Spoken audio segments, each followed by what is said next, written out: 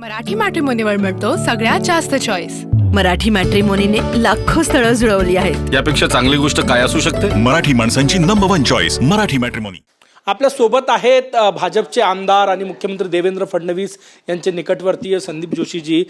संदीप भाऊ, तुम्ही जो निर्णय जाहीर केला तो अत्यंत धक्कादायक आहे कार्यकर्त्यांसाठी. काय निर्णय आहे? माझी आमदारकी 13 मे पर्यंत आहे आणि 13 मे नंतर सक्रिय राजकारणातून निवृत्त व्हायचा निर्णय हा मी घेतलेला आहे. सध्या अशी स्थिती आहे की ज्याला त्याला पदावरती जायचं आहे. गमतीदार असं आहे की 150 लोकांच्या नगरसेवकांकरता 1500 लोकांना तिकिटा हव्या होत्या आणि 1500 लोकांपैकी शेवटी देणार तर 150 लोकांना आहे. आणि गमतीदार अजून याच्यातलं असं आहे की जे आजी आजोबा झाले आहेत त्यांना सुद्धा तिकिटा पाहिजे.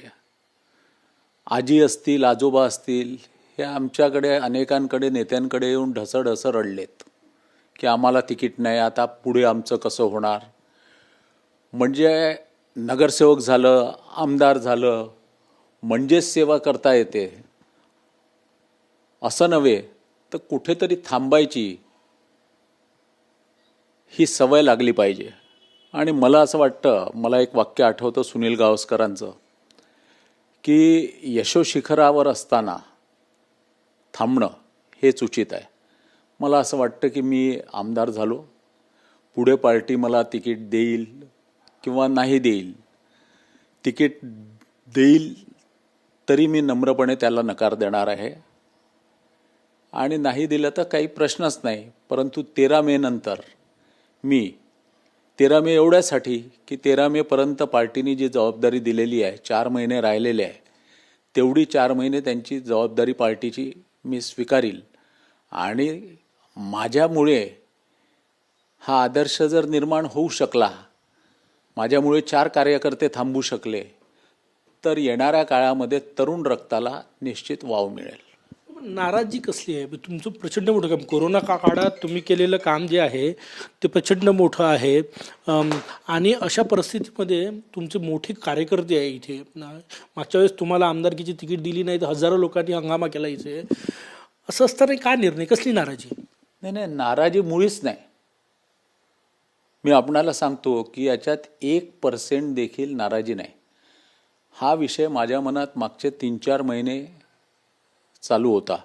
अत्यंत सखोल विचारांती मी हा निर्णय घेतलेला आहे की या पद्धतीने मी जर काही आदर्श समोर ठेवले तर त्याच्यातले आदर्श काही जण निश्चित घेतील. आज राजकारणाची जी स्थिती झालेली आहे, हा पक्ष सोडा, तिकडे जा, तिकडे या, इकडे या, कुठल्याही पद्धतीची कोणालाही काहीही त्यामध्ये म्हणजे पक्ष सोडताना, पक्षात येताना, आज या तिकिटावर उमेदवारी लढा आणि उद्या दुसऱ्या पक्षात जा, हे जे आहे सर्व हे लोकांमध्ये नैराश्य आहे याचं.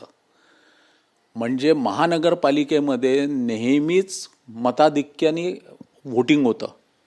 यावेळेला आपण बघितलं का? यावेळेला महानगरपालिकेमध्ये मताधिक्याने वोटिंगच नाही झालं. म्हणजे उतरत्या क्रमाने वोटिंग होत असतं. महानगरपालिका पहिले होते आणि लोकसभा नंतर होतं, परंतु यावेळेला त्या पद्धतीने वोटिंग देखील झालं नाही. याचाच अर्थ असा आहे की लोकांमध्ये सुद्धा या नैराश्य आहे. तुम्ही काही लोकांना, तुमच्या जवळच्या कार्यकर्त्यांना जे खरंच निवडून येऊ शकत होते त्यांना तिकीट मागितली होती, पण ती तिकीट पक्षानं नाकारलेली आहे. नाही, असं मुळीच नाही. हे होणारच आहे.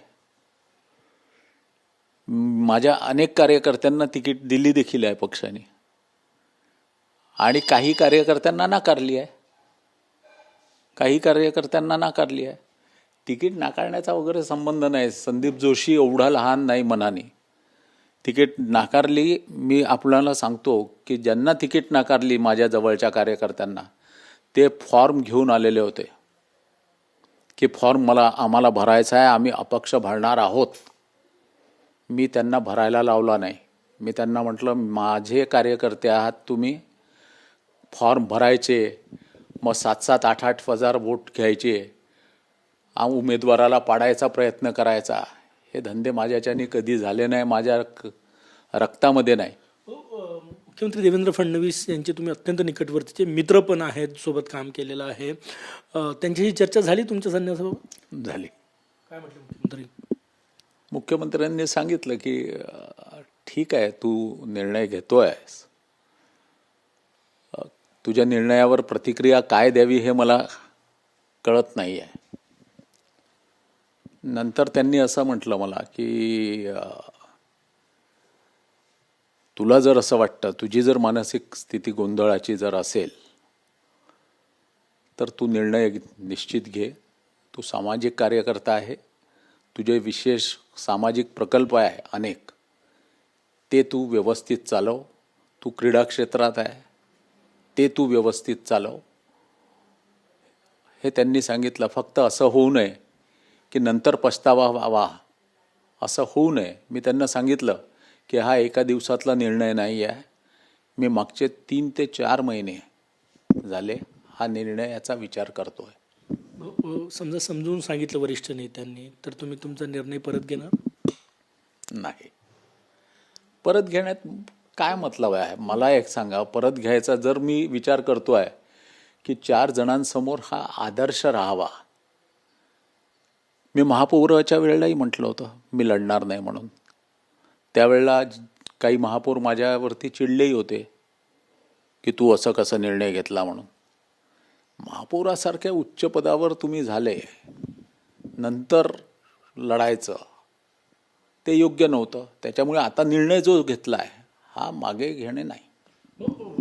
तुमचा याचं तुम्ही म्हटलं की माझा आदर्श घ्यावा. ते ज्येष्ठ आहे, जे सिनियर आहे, ज्यांनी वर्षानुवर्ष काम केलेलं आहे, त्यांनी तरुणांना संधी द्यावी असं म्हणायचं आहे का तुम्हाला?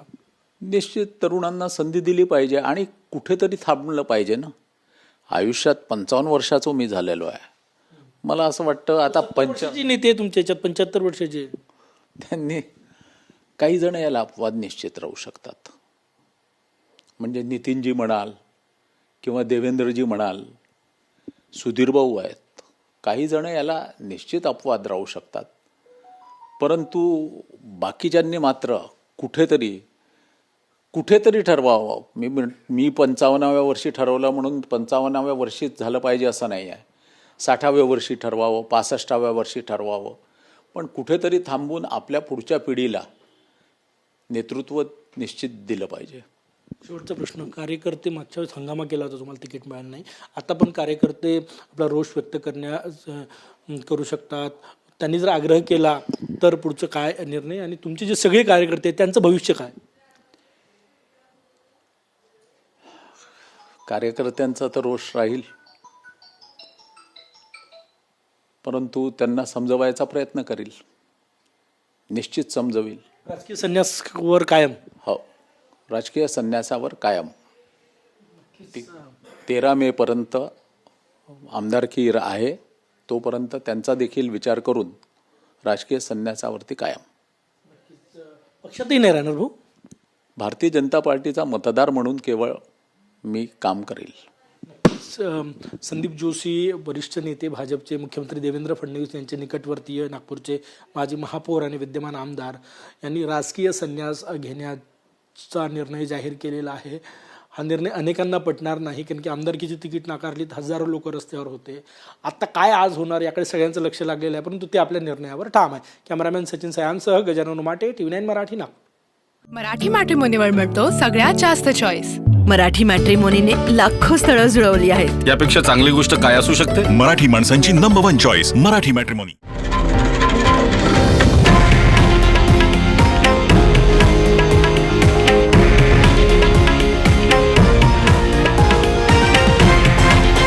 हे आहे देशातील नंबर 1 न्यूज नेटवर्क आणि आपण पाहत आहात TV9 मराठी, एकमेव.